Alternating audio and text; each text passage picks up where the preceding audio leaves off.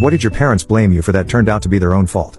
1. When I was 13, I begged my mom to let me go stay at a friend's house.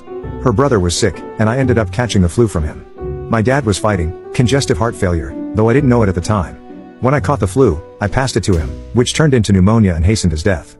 In her grief, my mother told me it was my fault he died, that if I hadn't caught the flu, Dad would still be alive. I lived with that guilt for years, feeling as if I had murdered my dad. Years later, after my mother died, I found out from my brother that Dad had worked on our pasture fence in the rain, already having the flu.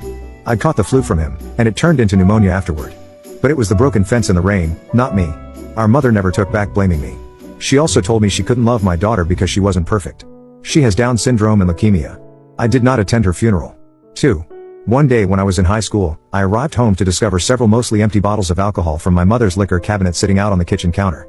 Upon hearing me enter the house, my mother angrily stomped into the kitchen to demand an explanation about why her